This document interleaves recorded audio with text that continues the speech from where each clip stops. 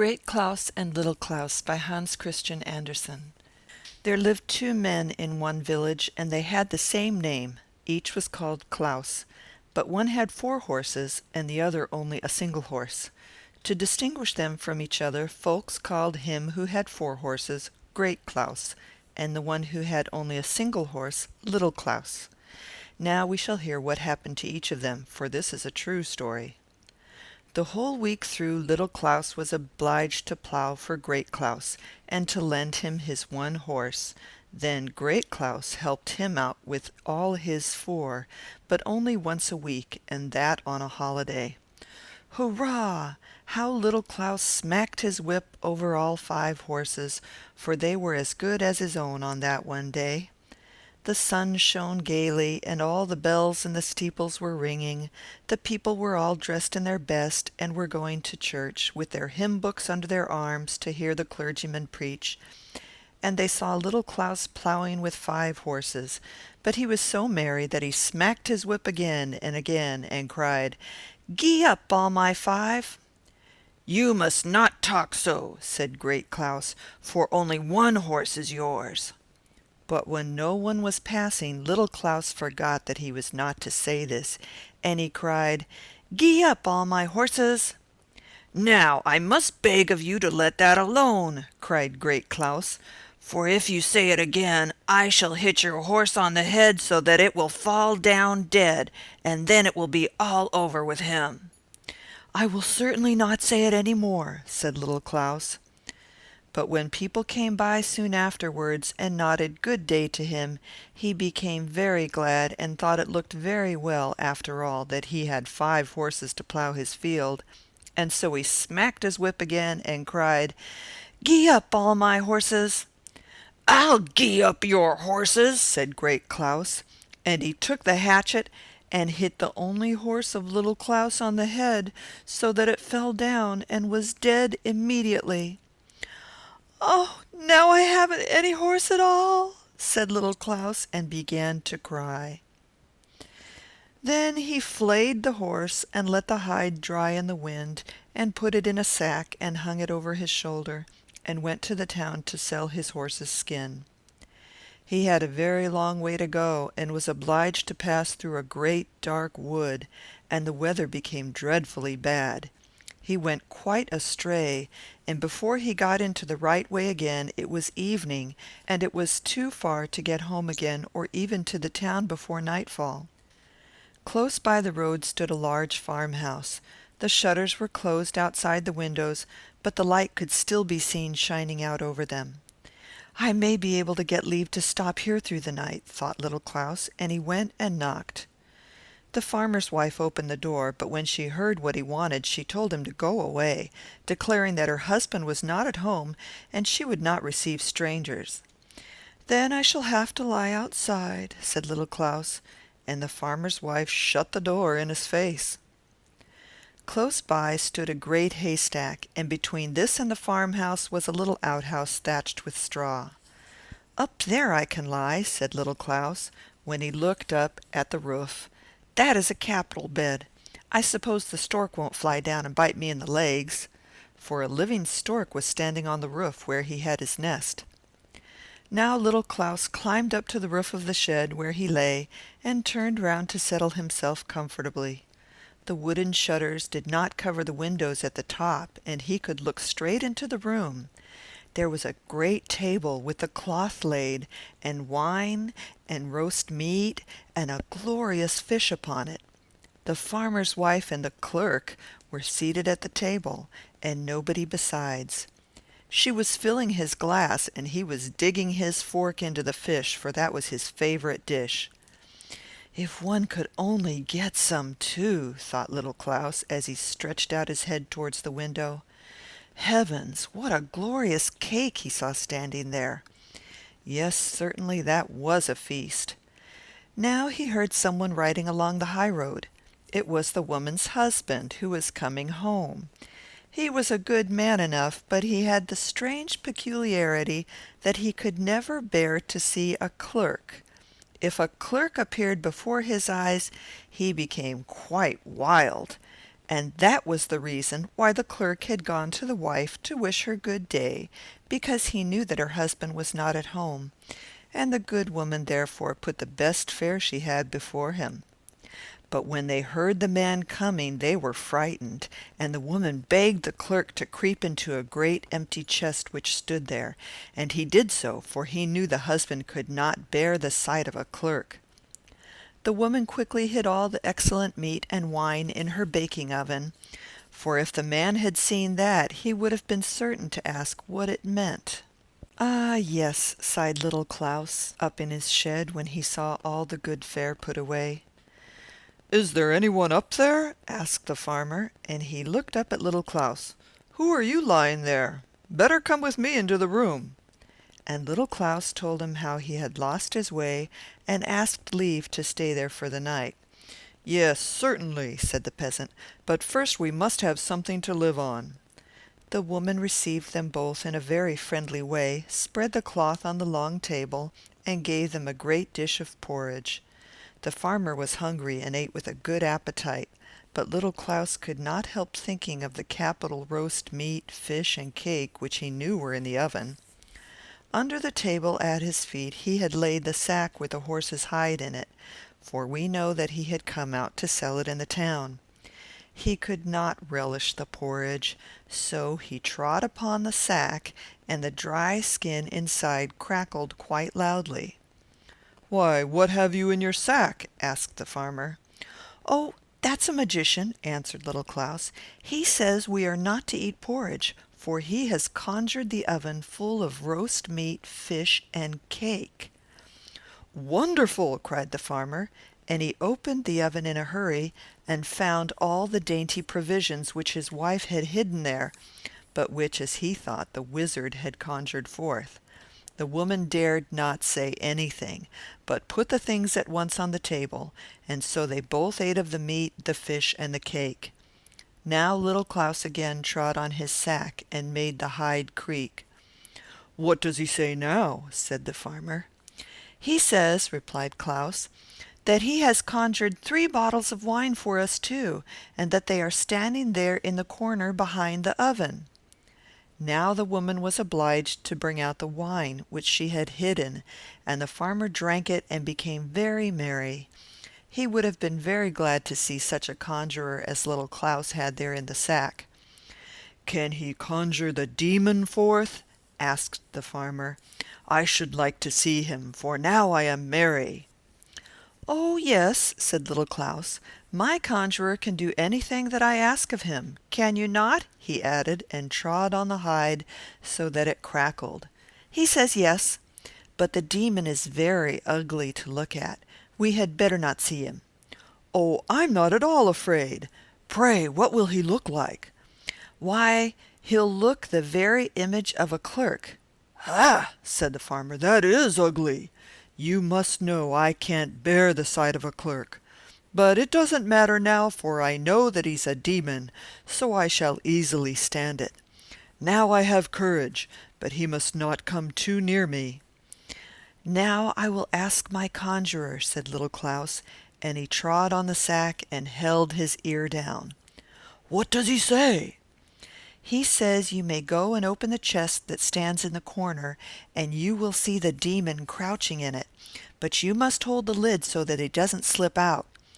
"Will you help me to hold him?" asked the farmer, and he went to the chest where the wife had hidden the real clerk, who sat in there and was very much afraid. The farmer opened the lid a little way and peeped in underneath. "Huh!" he cried and sprang backward. "Yes, now I've seen him, and he looked exactly like our clerk. Oh, that was dreadful." Upon this they must drink, so they sat and drank until late into the night. "You must sell me that conjurer," said the farmer. "Ask as much as you like for him. I'll give you a whole bushel of money directly." "No, that I can't do," said Little Claus. "Only think how much use I can make of this conjurer." "Oh, I should so much like to have him," cried the farmer, and he went on begging. "Well," said Little Claus at last, "as you have been so kind as to give me shelter for the night, I will let it be so. You shall have the conjurer for a bushel of money, but I must have the bushel heaped up." "That you shall have," replied the farmer. "But you must take the chest yonder away with you. I will not keep it in my house an hour. One cannot know. Perhaps he may be there still." Little Claus gave the farmer his sack with the dry hide in it, and got in exchange a whole bushel of money, and that heaped up. The farmer also gave him a big truck on which to carry off his money and chest. "Farewell," said Little Claus, and he went off with his money and the big chest in which the clerk was still sitting. On the other side of the wood was a great deep river. The water rushed along so rapidly that one could scarcely swim against the stream. A fine new bridge had been built over it. Little Claus stopped on the center of the bridge and said quite loud so that the clerk could hear it, "What shall I do with this stupid chest? It's as heavy as if stones were in it. I shall only get tired if I drag it any further, so I'll throw it into the river. If it swims home to me, well and good, and if it does not, it will be no great matter." And he took the chest with one hand and lifted it up a little as if he intended to throw it into the river. "No, let be!" cried the clerk from within the chest. "Let me out first." "Whew!" exclaimed Little Claus, pretending to be frightened. "He's in there still! I must make haste and throw him into the river, that he may be drowned." "Oh, no, no!" screamed the clerk. "I'll give you a whole bushel full of money if you'll let me go." "Why, that's another thing," said Little Claus, and he opened the chest.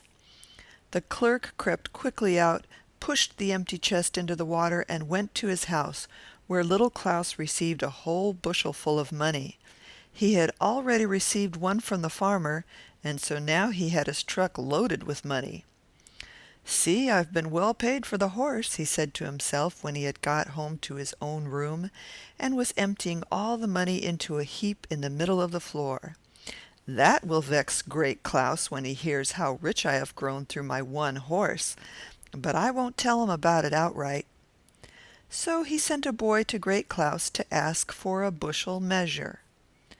"What can he want with it?" thought Great Claus, and he smeared some tar underneath the measure so that some part of whatever was measured should stick to it. And thus it happened, for when he received the measure back, there were 3 new 8-shilling pieces adhering thereto. "What's this?" cried Great Claus, and he ran off at once to Little Claus. "Where did you get all that money from?" "Oh, that's from my horse's skin. I sold it yesterday evening." "That's really being well paid," said Great Claus, and he ran home in a hurry, took an axe, and killed all his 4 horses. Then he flayed them and carried off their skins to the town. "Hides! Hides! Who'll buy any hides?" he cried through the streets. All the shoemakers and tanners came running and asked how much he wanted for them. "A bushel of money for each," said Great Claus. "Are you mad?" said they. "Do you think we have money by the bushel?" "Hides! Hides!" he cried again, and to all who asked him what the hides would cost, he replied, "A bushel of money." "He wants to make fools of us," they all exclaimed, and the shoemakers took their straps and the tanners their aprons, and they began to beat Great Claus. "Hides! Hides!" they called after him jeeringly. "Yes, we'll tan your hide for you till the red broth runs down. Out of the town with him!" And Great Claus made the best haste he could, for he had never yet been thrashed as he was thrashed now. "Well," said he when he got home, "Little Claus shall pay for this. I'll kill him for it." Now, at Little Claus's, the old grandmother had died. She had been very harsh and unkind to him, but yet he was very sorry, and took the dead woman and laid her in his warm bed to see if she would not come to life again. There he intended she should remain all through the night, and he himself would sit in the corner and sleep on a chair, as he had often done before. As he sat there in the night, the door opened, and Great Claus came in with his axe. He knew where Little Klaus's bed stood, and going straight up to it, he hit the old grandmother on the head, thinking she was Little Claus. "Do you see?" said he. "You shall not make a fool of me again." And then he went home. "That's a bad fellow, that man," said Little Claus. "He wanted to kill me. It was a good thing for my old grandmother that she was dead already. He would have taken her life." And he dressed his grandmother in her Sunday clothes, borrowed a horse of his neighbor, harnessed it to a car, and put the old lady on the back seat so that she could not fall out when he drove. And so they trundled through the wood. When the sun rose, they were in front of an inn. There Little Claus pulled up and went in to have some refreshment. The host had very, very much money. He was also a very good man, but exceedingly hot, as if he had pepper and tobacco in him. "Good morning," said he to Little Claus. "You've put on your Sunday clothes early today." "Yes," answered Little Claus. "I'm going to town with my old grandmother. She's sitting there on the car without. I can't bring her into the room. Will you give her a glass of mead? But you must speak very loud, for she can't hear very well." "Yes, that I'll do," said the host. And he poured out a great glass of mead and went out with it to the dead grandmother, who had been placed upright in the carriage. "Here's a glass of mead from your son," quoth mine host. But the dead woman replied not a word, but sat quite still. "Don't you hear?" cried the host as loud as he could. "Here is a glass of mead from your son." Once more he called out the same thing, but as she persisted in not hearing him, he became angry at last and threw the glass in her face, so that the mead ran down over her nose and she tumbled backward into the car, for she had only been put upright and not bound fast. "Hallo!" cried Little Claus, running out at the door and seizing the host by the breast. "You've killed my grandmother now. See, there's a big hole in her forehead." "Oh, here's a misfortune," cried the host, wringing his hand. "That all comes of my hot temper. Dear Little Claus, I'll give you a bushel of money and have your grandmother buried as if she were my own. Only keep quiet, or I shall have my head cut off, and that would be so very disagreeable." So Little Claus again received a whole bushel of money, and the host buried the old grandmother as if she had been his own. And when Little Claus came home with all his money, he at once sent his boy to Great Claus to ask to borrow a bushel measure. "What's that?" said Great Claus. "Have I not killed him? I must go myself and see to this."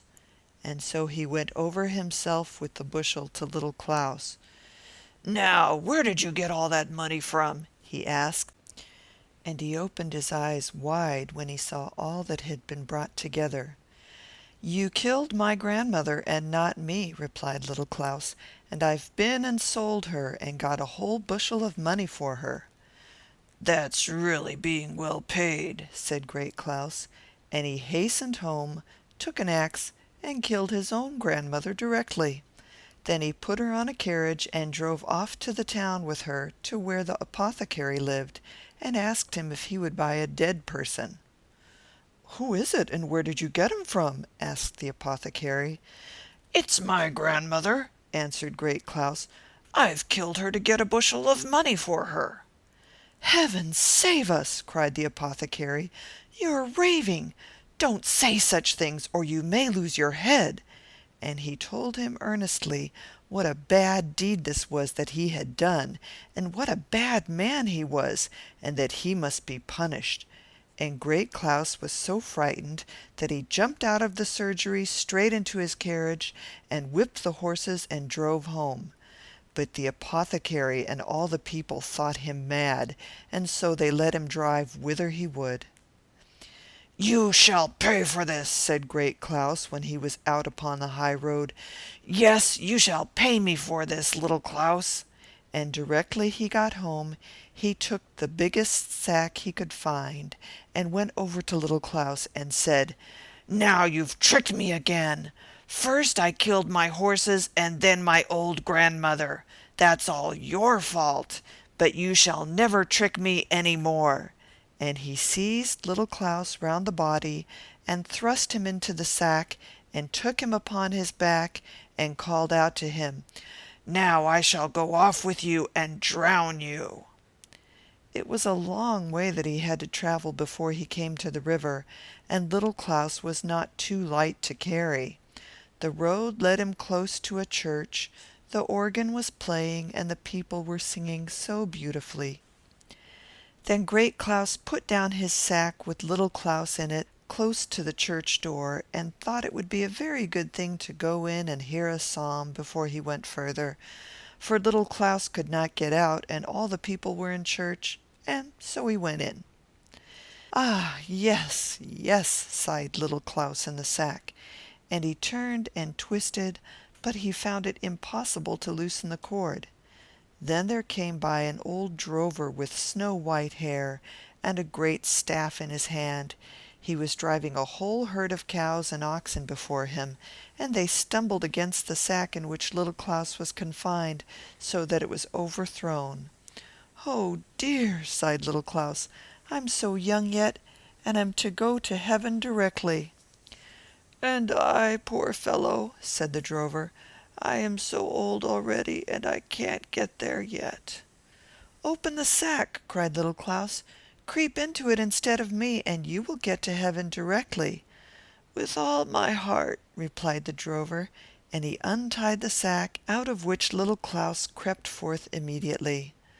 "But will you look after the cattle?" said the old man, and he crept into the sack at once, whereupon Little Claus tied it up and went his way with all the cows and oxen. Soon afterwards Great Claus came out of the church. He took the sack on his shoulders again, although it seemed to him as if the sack had become lighter, for the old drover was only half as heavy as Little Claus. "How light he is to carry now! Yes, that is because I've heard a psalm." So he went to the river, which was deep and broad, threw the sack with the old drover in it into the water, and called after him, thinking that it was Little Claus, "You lie there. Now you shan't trick me any more." Then he went home, but when he came to a place where there was a crossroad, he met Little Claus driving all his beasts. "What's this?" cried Great Claus. "Have I not drowned you?" "Yes," replied Little Claus. "You threw me into the river less than half an hour ago." "But wherever did you get all those fine beasts from?" asked Great Claus. "These beasts are sea cattle," replied Little Claus. "I'll tell you the whole story, and thank you for drowning me, for now I'm at the top of the tree. I am really rich.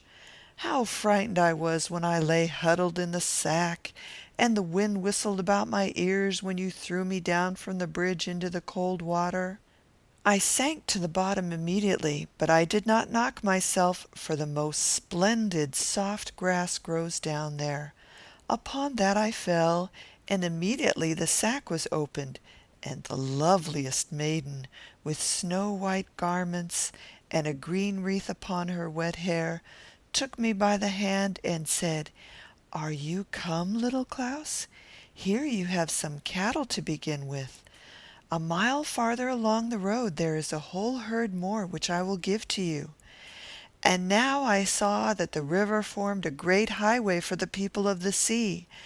Down in its bed they walked and drove directly from the sea and straight into the land to where the river ends.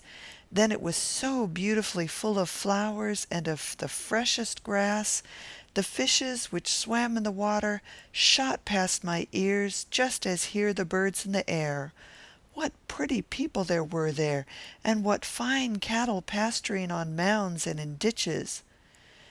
"But why did you come up again to us directly?" asked Great Claus. "I should not have done that if it is so beautiful down there." "Why," replied Little Claus, "in that I just acted with good policy.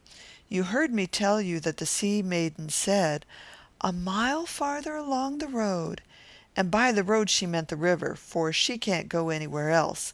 'There's a whole herd of cattle for you. But I know what bends the stream makes, sometimes this way, sometimes that. There's a long way to go round.